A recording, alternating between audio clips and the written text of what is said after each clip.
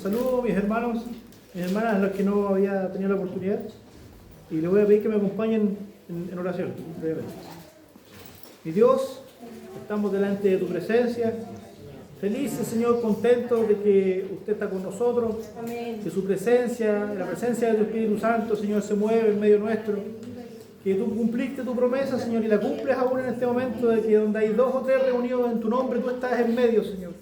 Y en esta hora, aquí, Señor, estando delante de ti y sintiendo tu presencia en medio nuestro, Señor, te pedimos que nos hables a través de tu palabra.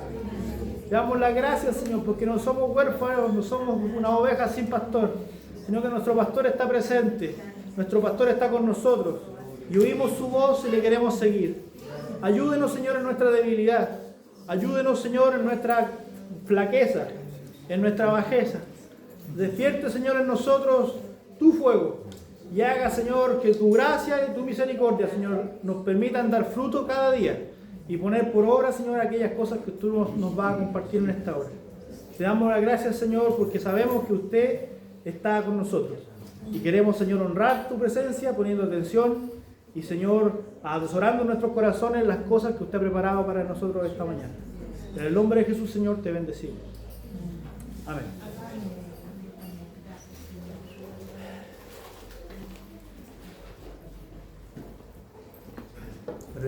El plan hoy es compartir con ustedes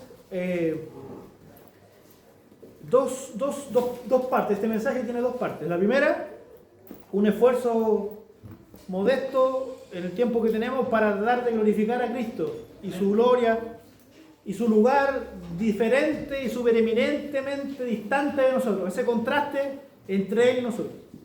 Y en una segunda instancia, mirar a ese Jesús glorioso, cómo se humilló y cómo nos dio ejemplo a nosotros para conducirnos en esta tierra y para poder ser su iglesia con dignidad y en el ejemplo que Él nos dejó. Así de simple. Son esas 2 partes nada más.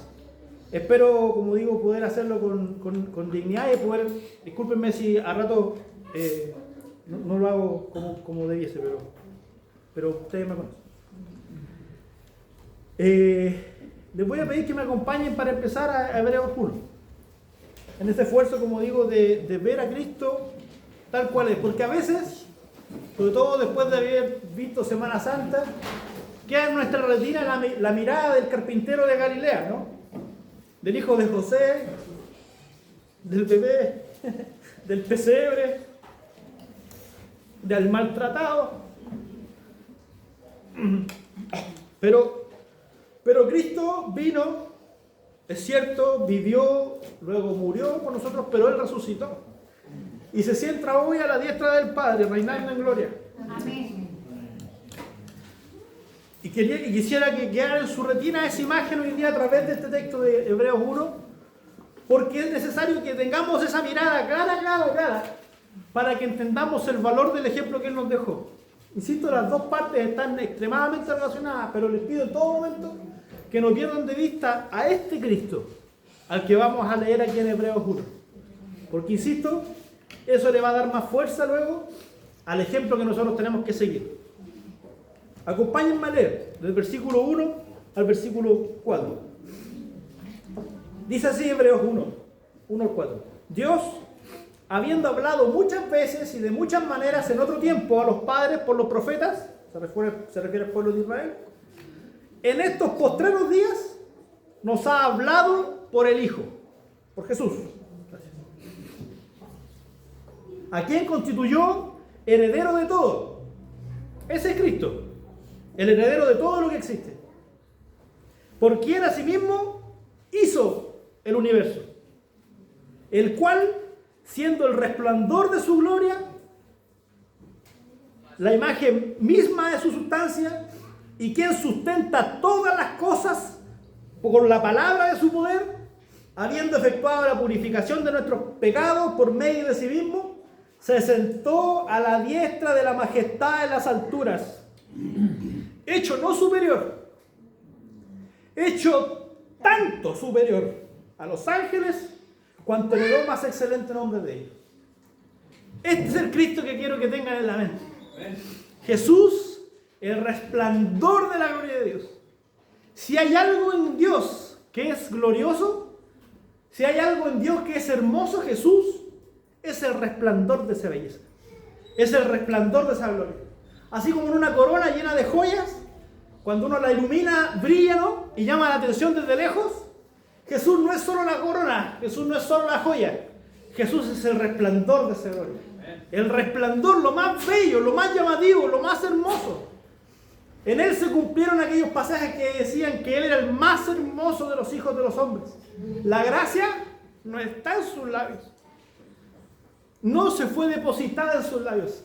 Se derramó sobre sus labios. Sobre Él hay una gracia sin medida, una gloria sin medida. El universo, dice, todo lo que existe fue creado por Él, por medio de Él y para Él. Por eso digo, cuando miramos al bebé del pesebre, cuando miramos a Jesús azotado, a veces nos olvidamos que todo lo que existe, fue por Él y para Él. Y que toda la creación y toda la razón de lo que hay es Cristo. Es Cristo. Tiene un nombre superior a todo lo demás. ¿Con qué podríamos compararle a Él? ¿Con quién? Si es lo más valioso que el Padre tenía. Y es Dios en sí mismo, ¿no? El principio era el verbo y el verbo era con Dios y el verbo era Dios. Jesús es Dios. Glorioso, supremo, sublime, exaltado sobre todo. Ese Jesús fue el que se entregó por ti. Él fue el que pagó el precio por ti. El que no solo murió por ti, sino que vivió por ti primero. Vivió en esta tierra, se humanó, se rebajó y vino a nosotros para salvarnos. Y teniendo esta imagen en la cabeza, es que quiero que vayamos al siguiente texto. Porque como les dije, en esa gloria infinita que Él ostentaba desde el principio y que recuperó glorioso después de su resurrección cuando la muerte no lo pudo contener, en esa gloria en la que Él reina hoy día, Él vino y fue ejemplo para nosotros. Y este Jesús, glorioso, sublime, excelso, además, y disculpen para los que están en el discipulado, se lo van a repetir, Él es nuestra cabeza. De manera que nosotros estamos unidos, no a un partido político, no estamos unidos a una denominación, no estamos unidos ni aún a un país, estamos unidos al más glorioso y sublime ser existente jamás. No hay otro antes de Él, no habrá otro después de Él. No hay antes para Él, no hay tiempo. Es el Dios del universo, infinito, glorioso. Y nosotros fuimos llamados por Él para anunciar sus virtudes. Esa es nuestra tarea, anunciar las virtudes de aquel que nos llamó. Pero veamos juntos, como digo, en esta segunda parte, el ejemplo que Él nos dejó. Y les pido que me acompañen, por favor. Y este es el texto matriz, este es el texto base, que es Filipenses 2.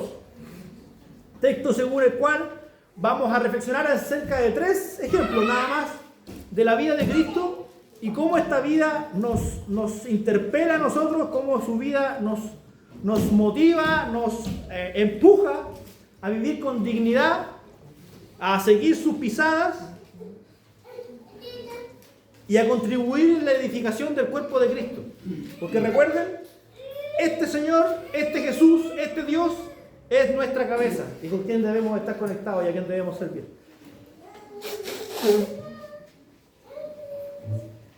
Vamos a leer Filipenses 2, del 5 al 8.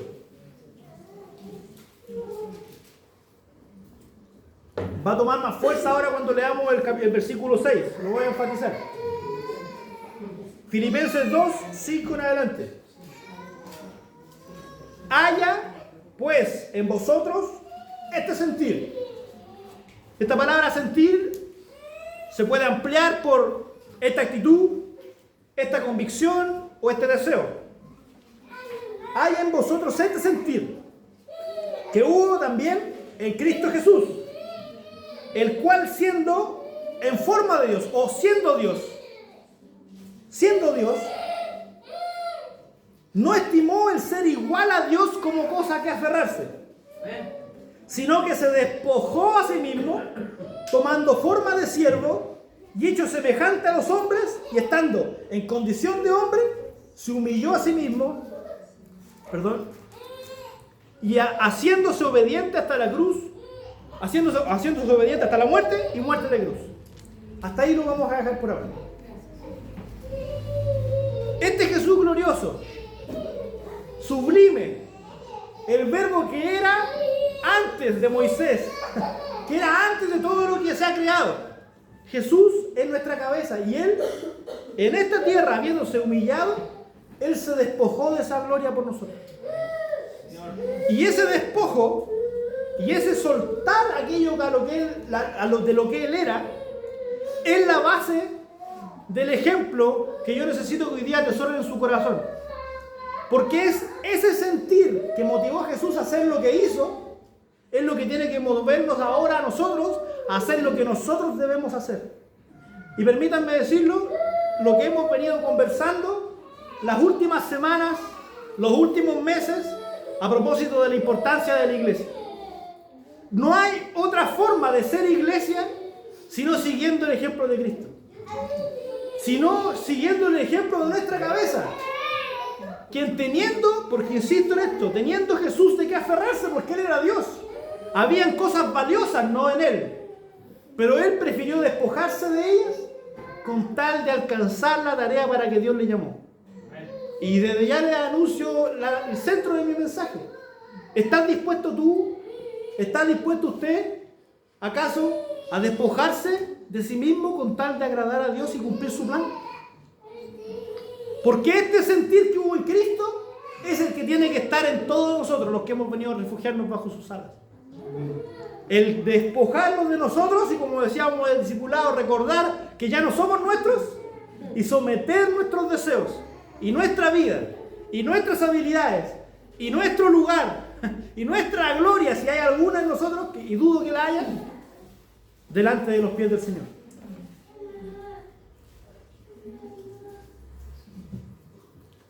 Permítanme mostrar aquellos 3 ejemplos. En honor al tiempo, no los voy a leer, pero yo sé que ustedes conocen estos pasajes sobre los cuales vamos a conversar.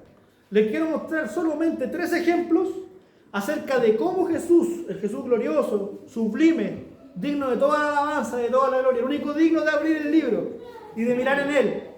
Ese Jesús, como estando hecho hombre, se humilló, sirvió, obedeció, que es lo que nosotros tenemos que hacer ahora. El primer ejemplo, quizás el más difícil de entender y al que le pido que le pongan más atención que todos, es el ejemplo que tiene que ver con el bautismo de Jesús en agua, cuando va Juan, el Bautista. ¿Ustedes recuerdan ese pasaje? Cuando Jesús fue a Juan, quien estaba bautizando para arrepentimiento. Y yo les pregunto, ¿de qué se podía arrepentir Jesús si no había en él pecado? ¿Por qué fue entonces Jesús a bautizarse? Bueno, se lo dijo a Juan, ¿no? Porque es necesario que cumplamos toda justicia, todo el bien. Pero Jesús, empezando su ministerio, se identifica con los pecadores al ir a bautizarse en un bautismo que a él no le afectaba, pero que sería la tónica de toda su vida. Porque si piensan un poco conmigo, Jesús se bautizó sin tener nada que arrepentirse. Fue castigado y fue golpeado sin tener nada de que ser acusado. Y luego fue muerto sin haber cometido una sola falta por la cual pagar. Pero nosotros sabemos la respuesta de por qué lo hizo, ¿no? Nosotros le tuvimos por herido, por azotado de Dios, pero más el herido fue por nuestras rebeliones. Y molido por nuestros pecados. Y la paga de nuestro pecado, o sea, el peso de nuestro pecado fue cargado sobre él. Y por su llaga fuimos nosotros curados. Amén. Pero Jesús, en ese bautismo, reconoce que él no tenía, él se humilló. Se humilló por cumplir el bien delante del pueblo y no se puso en un lugar especial, sabiendo que lo tenía. Pero se despojó de ese lugar para acercarse al pueblo e identificarse con el pueblo pecador que debía arrepentirse. Igual que lo hizo luego en su sufrimiento, igual que lo hizo luego en su muerte y en la que hoy día nosotros ahora identificarnos en su resurrección. Pero no pierdan de vista, Jesús no debía estar ahí. No estaba obligado a estar ahí. ¿Pero por qué estuvo ahí? Estuvo ahí por misericordia, por amor y por humildad. De reconocer que había que cumplir todo el bien y que era necesario que él dejara ejemplo de cómo se debía servir a los demás. Y yo te pregunto en este día, porque ¿estarás tú dispuesto a propósito de seguir su ejemplo? Teniendo tu derecho, porque Jesús tenía derecho a no ir, pero estuvo. Se dio ese derecho por bendecir a los demás. Tanto así, piensen lo que Juan cuando lo ve venir le dice, yo necesito que tú me bautices a mí. Yo debería ser bautizado por ti. Así de distante estaba Jesús de los demás que estaban ahí. Pero él, teniendo el derecho a no estar ahí, lo estuvo por los demás. ¿Cuánto estás dispuesto tú a ceder por otro? A menguar por otro. A sufrir por otro. Porque en el fondo Jesús se humilla, ¿no? Porque al ser bautizado delante de los fariseos quedó como un pecador que necesitaba arrepentimiento. Y nosotros sabemos que él no lo necesitaba, pero se humilló. Les pongo un ejemplo a lo que quiero ir, para no darle mucho más vueltas. Hemos hablado del perdón muchas veces. Cuando alguien te ofende, ¿quién debería pedir perdón? El que ofende. Pero ¿qué dice el Señor? ¿Que esperemos a que nos vengan a pedir perdón? O si tú sabes que tiene tu hermano algo contra ti, ve tú y arregla las cosas con tu hermano. Y si tu hermano pegara contra ti 70 veces 7, perdónale. Y si volviera, perdónale. Ese sentir que hubo en Cristo tiene que estar en nosotros, hermanos queridos. Porque Él era igual a Dios y se despojó. ¿Y tú igual a qué eres? ¿En qué te vas a escudar para no pedir perdón o para no perdonar? Si a ti se te ha perdonado una deuda infinitamente más grande. No perdamos de vista lo que pasó en esa parábola cuando Jesús enseñó acerca de él, siervo y fiel, aquel que se le perdonó una deuda pequeña y luego fue y empezó a bofetear al que le debía menos. ¿Qué pasó al final con él? ¿El Señor lo alabó o terminó castigándolo? Terminó castigándolo. No podemos nosotros, habiendo recibido un perdón tan grande, albergar en nuestro corazón ahora cuestiones contra los demás. En términos amplios, en términos absolutamente amplios, somos nosotros los que en ejemplo de Jesucristo debemos dar el primer paso, sea que seamos los responsables o no. Pero para esto debemos albergar en nosotros este sentir que hubo en Cristo, esta actitud que hubo en Cristo, este deseo que hubo en Cristo, esta convicción que hubo en Cristo. ¿Es fácil, hermanos míos? Por supuesto que no. Si me permiten un momento, para que entiendan cómo todo está conectado, leímos que Filipenses 2, no lo busque, pero a continuación en ese versículo, en ese capítulo, dice, porque Dios, en el versículo 13, 2.13, porque Dios es el que en vosotros produce el querer como el hacer por su buena voluntad, de forma tal que si el Espíritu Santo mora en ti, el Señor te va a incomodar a hacerlo. No tienes que salir de aquí porque te lo estoy diciendo yo. Deja que el Señor te guíe a ti y ponga en ti ese querer y ese hacer por su buena voluntad.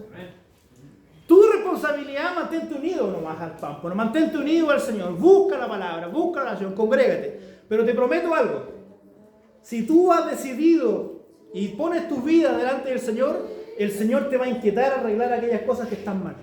Te va a inquietar, el Espíritu te va a guiar a arreglar esas cosas. ¿Por qué? Porque debe haber en nosotros el sentir que hubo en Jesús. Y eso solamente lo podemos conseguir estando, como digo, en su presencia. Pero es parte fundamental de nuestra vida. Es parte fundamental de lo que somos. Y nadie, ninguno de nosotros puede abstraerse de esta responsabilidad. El primer punto, insisto, si queremos identificarnos con Cristo, tenemos que reconocer que en ese ejemplo del bautismo, Jesús se dio no debiendo hacerlo o no estando obligado a hacerlo. Igual nosotros, si nadie nos ha ofendido, o sea, si alguien nos ha ofendido, no estamos obligados nosotros a ir, excepto que miremos a Jesús y cómo Él nos perdona a nosotros. Y ahí entonces entendemos que sí estamos obligados por amor a Él. Por amor a Él.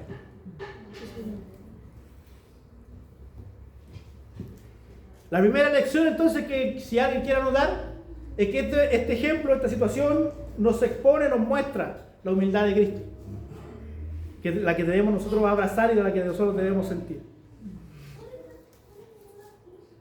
Y me permiten un comentario, este pequeño paréntesis, pero ustedes conocen el texto del bautismo. ¿Qué fue lo que ocurrió inmediatamente luego de que Jesús se bautizara, no debiendo haberlo hecho? O sea, no debiendo en términos de obligación. ¿Qué fue lo que se oyó? De los cielos. ¿Qué decía esa voz? ¿En quién? ¿Entiendes cómo el Señor, por qué Dios tuvo que en ese momento decir aquello? Porque estaba viendo a su Hijo dando los primeros pasos en la identificación por los pecadores, no debiendo estar ahí, porque Él no debía bautizarse, no debía ser golpeado, no merecía ir a la cruz. Estuvo ahí por ti, estuvo ahí por mí. Y el Padre, cuando lo vio dispuesto, ahí en el comienzo de su ministerio, dijo: este es mi Hijo. Y yo espero, hermanos míos, que en los días que vengan se escuche muchas veces eso en el cielo.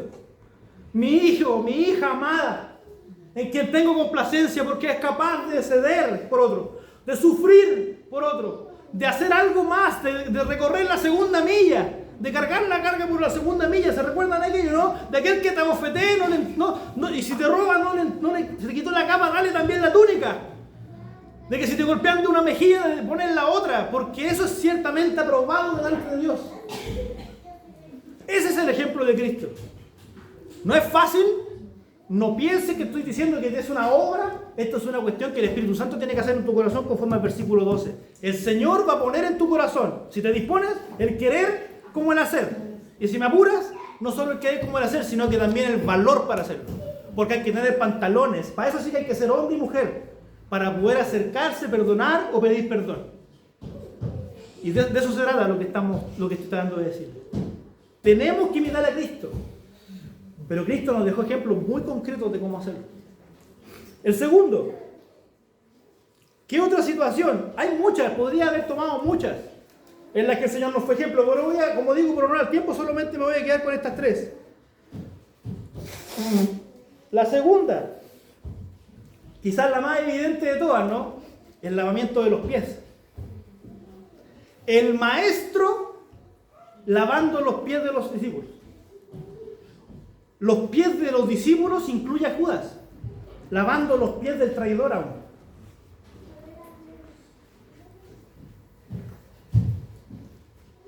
¿Te acuerdas que estábamos hablando de Cristo, ¿no? Y de su gloria, y que Él está, y el resplandor de la gloria, y la razón de todo lo que existe, ¿no es cierto? Ese glorioso Jesucristo se arrodilló y tomó el lugar, ustedes lo han escuchado esto quizás muchas veces, del siervo, del esclavo más inútil, del esclavo menor en la casa, del esclavo de la tarea más baja. Y el maestro y el rey del universo se arrodilló delante de esos hombres y tomó el lebrillo, tomó la toalla y los lavó y los secó. Te pregunto de nuevo, ¿debía Jesús hacerlo? ¿No tenía acaso Jesús derecho, siendo Dios, a que a Él le lavaran, a que a Él lo sirvieran? Él tenía el derecho. Él tenía el derecho porque Él era el maestro, porque Él era el Señor, porque Él era el glorioso. Pero no quiso hacerlo, sino que se humilló por nosotros. Mostrando también que Él estaba dispuesto, en efecto, no solo a lavar los pies de esos 12, ¿no nos lavó también a todos nosotros de nuestros pecados? Sirviéndonos a nosotros cuando nosotros no merecíamos nada de Él. El Rey del universo arrodillado lavando los pies sucios de hombres pecadores. Eso es Cristo. Aleluya. Ese es Cristo. Aleluya. Cuando tú ves su grandeza y su inmenso poder, que no son dignos nadie de pararse delante de Él, sino que todos deberíamos arrodillarnos delante de Él. Le ves ahí hincada la rodilla, lavando tu pecado, sufriendo tu pecado, cargando la consecuencia de tu pecado, porque la suciedad que se nos había alojado en el corazón a nosotros y en nuestra vida no le pertenecía a Él. Pero se humilló y nos sirvió. Les sirvió a ellos y nos sirve a nosotros, aún hoy. Porque Él todavía sigue siendo fiel y justo para perdonarnos y limpiarnos de todo pecado. Aleluya. Gloria a Dios. Gloria a Dios. Este segundo punto es que si queremos imitar a Jesús, nosotros debemos imitar su humildad, debemos imitar su servicio. Y el servicio, hermanos míos, es humillarse. Porque es considerar a los otros como más importantes. ¿Por qué vienen a barrer los que vienen a ordenar aquí en la iglesia? ¿Quién manda? ¿Quién se beneficia? Los que están aquí sentados, no los que están barriendo. Pero ¿por qué vienen? ¿Por qué limpian? ¿Por qué gastan su tiempo? ¿Por qué lo invierten? No por la dignidad del que se sienta, sino por la dignidad de aquel que lo hizo primero por nosotros. ¿Entienden la deuda o no?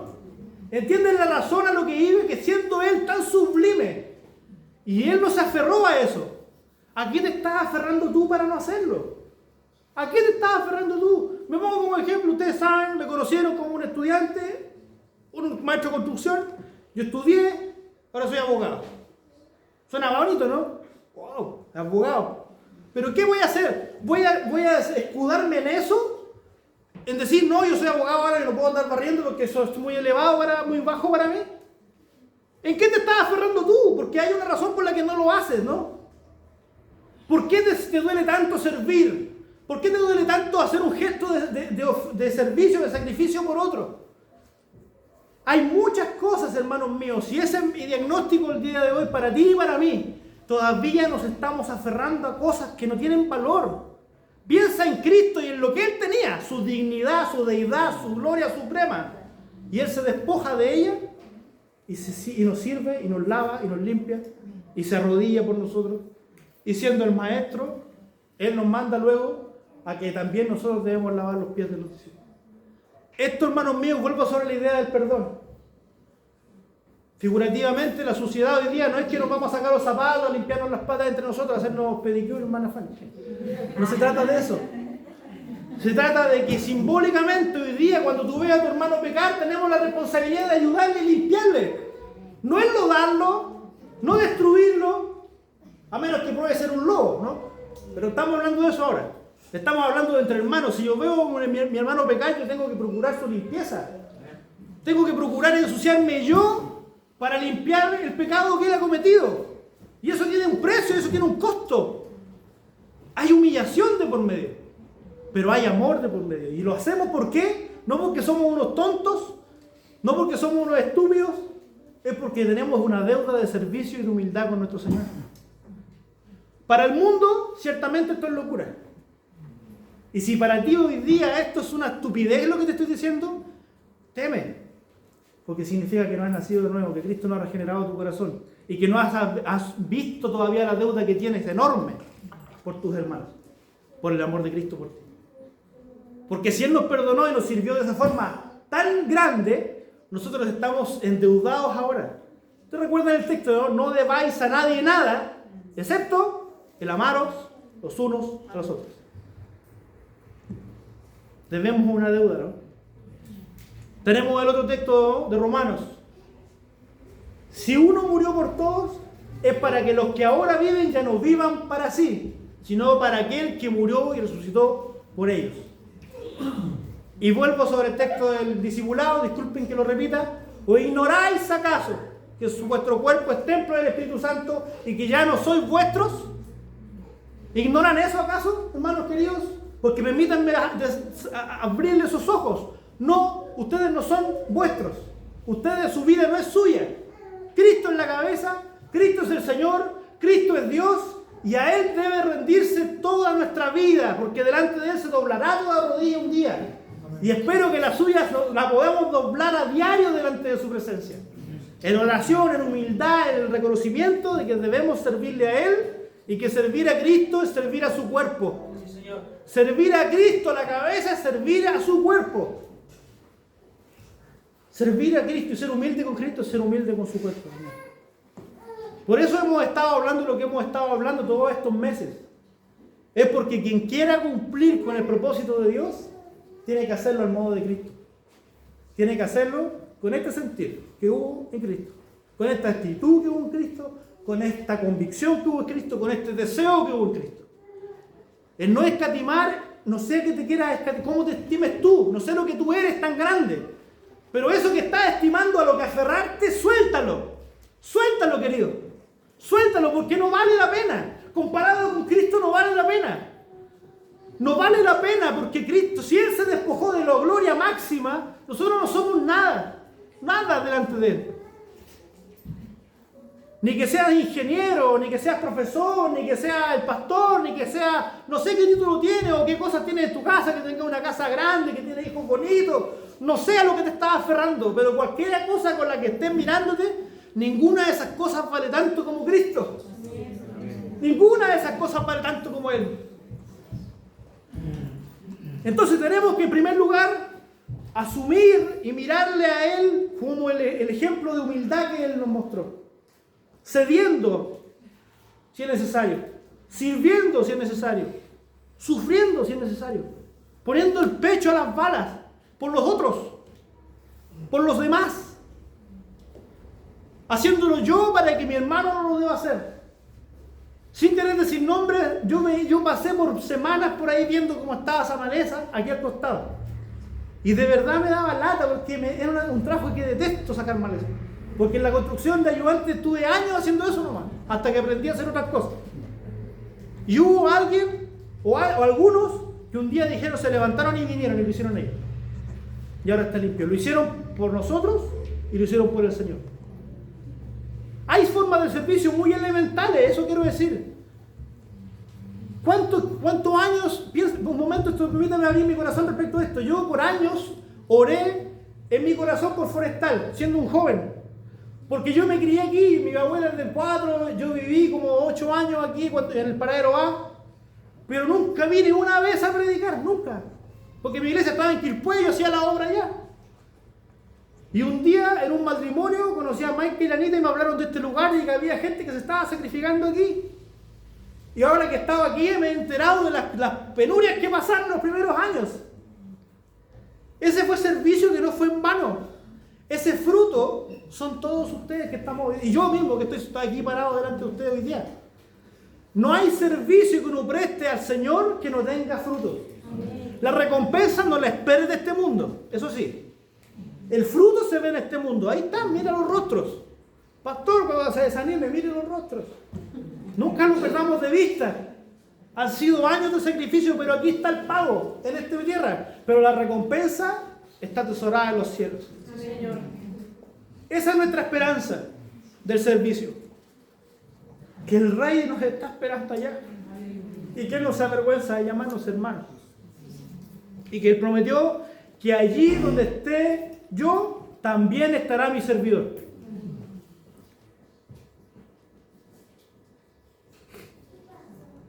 A ver. Y el último ejemplo. Y no es más difícil, quizás el más fácil, pero el más difícil de aplicar. Jesús en Getsemaní. Jesús en el sufrimiento y la agonía antes de su sacrificio. Y particularmente su oración, ¿no? Hay algunos que hablan de su temor, de su debilidad. No quiero reparar en eso, si lo había o no lo había, si es verdad lo que él estaba pasando era propio de su naturaleza humana, pero lo que sí nos debe quedar como certeza clara es que hubo una oración y hubo una acción. Jesús dijo, Padre, si esta copa puede pasar, que pase, pero no se haga mi voluntad, sino la tuya.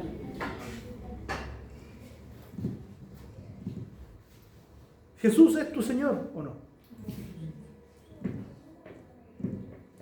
Piensa un momento en alguna situación que estés pasando ahora. Alguna situación difícil, ¿no? ¿Estarías dispuesto a decirle al Señor Jesucristo hoy, aquí, en silencio por supuesto, pero hoy día, pensando en esa situación, por difícil que sea, Señor, y no como un rezo, con una convicción real de decirle, Señor, quiero hacer esto, está pasando esto otro, pero hágase tu voluntad y no la mía. Amén. No es fácil. No es fácil. Hay decisiones en la vida que cuestan sudor y lágrimas. Cristo lo estaba demostrando en el Getsemaní. Dice que aún sudaba como sangre. Fue terrible lo que estaba haciendo, pero sometió su voluntad. Insisto, no perdamos de vista. No el niño del pesebre, no el carpintero de Galilea, el creador de todo lo que existe, estaba arrodillado orando a su Padre y diciéndole, hágase tu voluntad por sobre la mía. El Hijo de Dios, Cristo. ¿Cuánto más debemos hacerlo nosotros? Los endeudados solamente. Las ramas que no eran de este árbol. Los vástagos, simplemente los pámpanos. Porque delante de Él no somos nada. Eso es lo que trataba de decir al principio. Si Cristo debió hacer una oración de este tipo, ¿cuánto más debemos hacerla nosotros? En cada situación de nuestra vida debemos considerarle. Pero hay momentos críticos en los que con mayor razón debemos ponerle a Él en primer lugar y atesorar su ejemplo de humildad, de servicio y de obediencia. Y te pregunto, ¿Cristo es tu Señor y tu Salvador? ¿Dónde está su obediencia? La obediencia de vida. Tu vida, tus decisiones, lo que estás atravesando, las cosas que estás haciendo en este momento con tu vida, ¿reflejan su gobierno? ¿Estás siendo obediente a su palabra o estás siguiendo tus propios deseos? Es una pregunta dura, hermanos, que me hago primero a mí mismo. Porque la plomada primero pasa por el liderazgo. El plomo primero se nos va a pedir a nosotros, se nos va a poner la regla. Pero eso no lo excluye a ustedes si este es el momento de reflexionar acerca de esto. Porque estamos queriendo crecer como iglesia y mejorar y estamos haciendo compromisos, ¿no?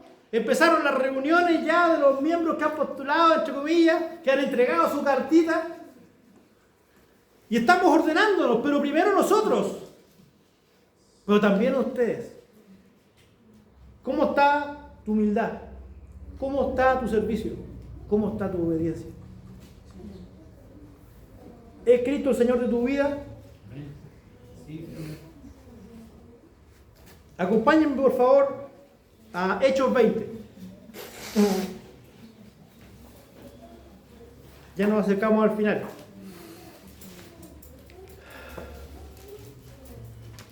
Este texto, quiero solamente remitirme a un versículo nada más, 20-24, pero les cuento un poco el contexto que yo sé que conocen.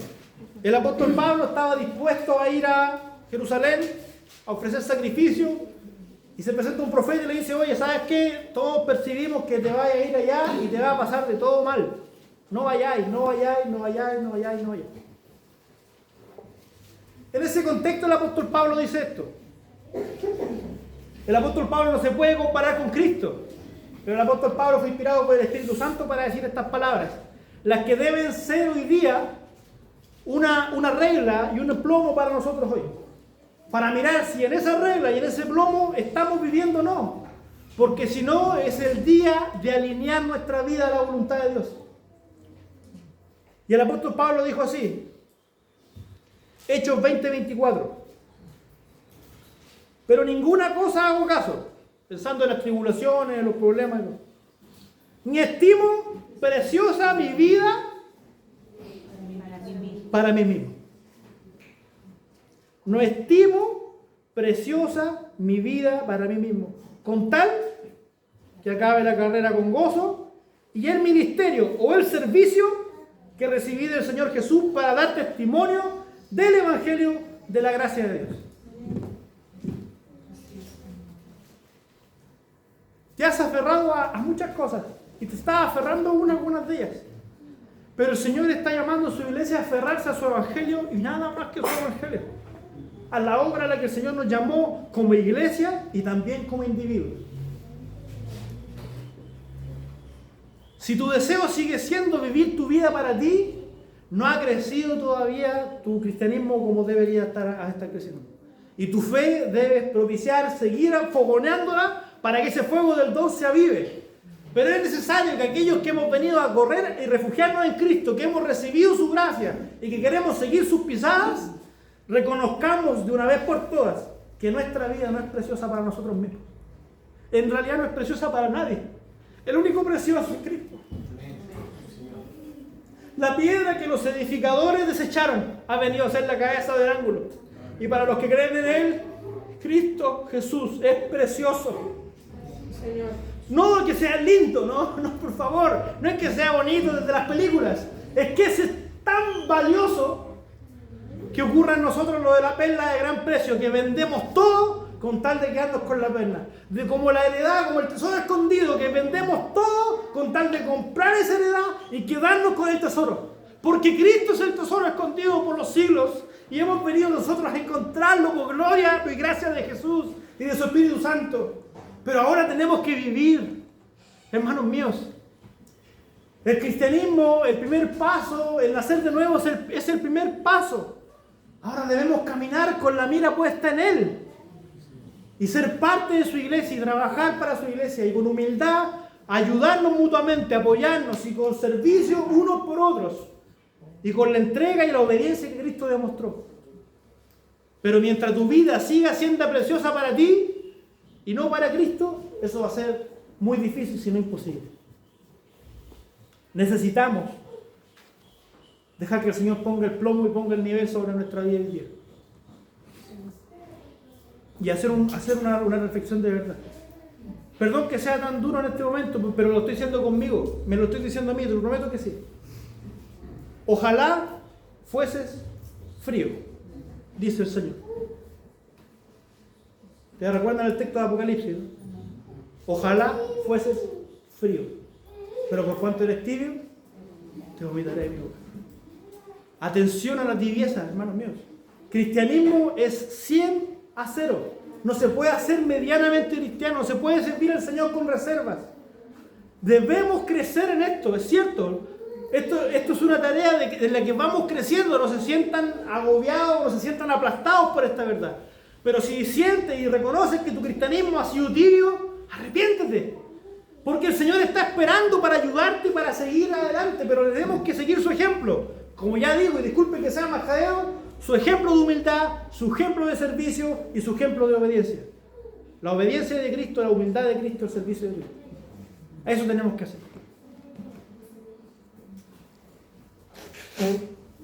Entonces te pregunto, ¿estás dispuesto a tomar forma de siervo como Jesús lo hizo? De siervo de Dios, no de siervo nuestro, por favor. De siervo de Dios, de siervo de Cristo. ¿Estás dispuesto a tomar esa forma que tomó Jesús? ¿A seguir su pisada en ese sentido? Porque si queremos ser y crecer como iglesia y propiciar la unidad, tenemos que hacer esto. Porque esta es la receta que Dios dejó para poder hacer el plan de Dios, o tener una iglesia cumpliendo el plan de Dios en todo momento.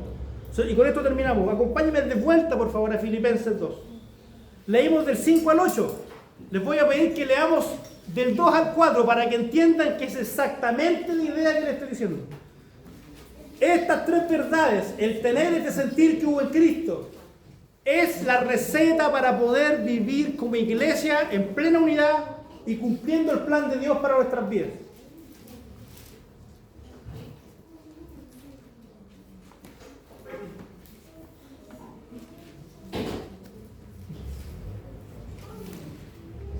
Filipenses 2, como digo, leímos del 5 al 8 y ahora vamos a leer justo lo que está antes. Exactamente lo que está antes, el 4 y el 5. El 3, mejor. El apóstol Pablo está hablando a la iglesia de Filipenses acerca de la necesidad del amor, que tengamos un mismo sentir, del que va a hablar a continuación, no el sentir de Cristo. ¿Y qué dice el 3 en adelante? Primero, nada hagan por contienda o por vanagloria. Nada lo hagan para pelear con otro o para recibir aplausos. Antes bien, con humildad, estimando cada uno a los demás como superiores al mismo. El ejemplo de Cristo. Cristo en su servicio, Cristo en el huerto, Cristo allí En el bautismo, Cristo consideró a todos los demás como superiores a Él y los sirvió. No mirando cada uno por lo suyo propio, sino cada cual también por la de los otros. Punto. Haya, pues, este sentir que vuelve. ¿Quieres unidad? ¿Queremos unidad? ¿Queremos ser imitadores y que esta iglesia glorifique al Señor? Tenemos que atesorar en nuestro corazón y en el corazón, digamos, de la iglesia en términos generales, y en el corazón de cada uno de nosotros, este sentir, esta actitud y este deseo que hubo Jesús. Hermanos queridos, humildad, servicio y obediencia de Cristo. Amén. Sí, Señor. Que el Señor nos ayude. Les pido que se pongan de pie y oremos por esto.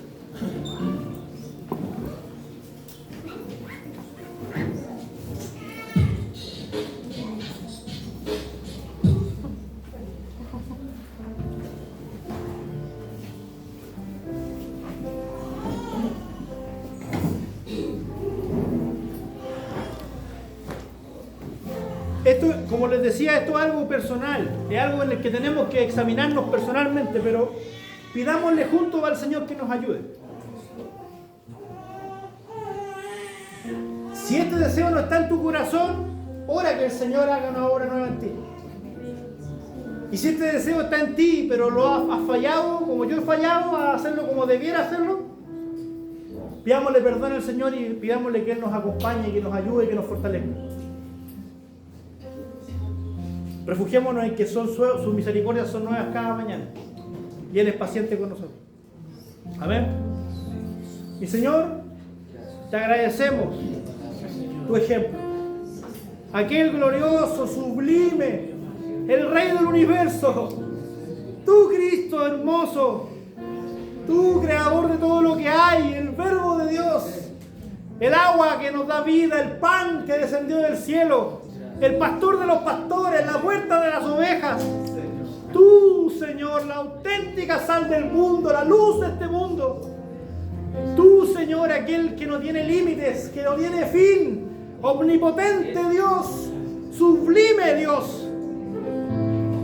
Santo, justo, verdadero, sin mancha, inmutable, eterno, omnipresente, omnisciente. Tú, Dios, te humillaste. Tú, Dios, nos serviste. Tú, Dios mío, obedeciste. Perdónanos por ser tan poca cosa comparado contigo. Por fallar, Señor, habiendo recibido un regalo tan grande. Permite que mis hermanos, cada uno de ellos, pueda mirarte, Señor, y ver tu gloria. Y sentir su corazón humillar delante de ti. Aprender nuestro lugar delante tuyo, Señor, para amar, para servir y para obedecerte como es digno de ti. Oh Dios del universo, delante de ti, Señor, nos humillamos y nos postramos en esta hora. Reconocemos tu soberanía sobre nuestra vida, reconocemos tu dignidad, reconocemos tu reino sobre nosotros. Venga a nosotros tu reino, Señor.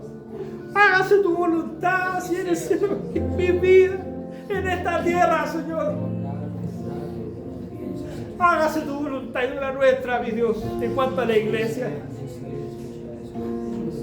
Ponemos tu iglesia delante de ti en esta hora, Señor. Allí está, son tus ovejas.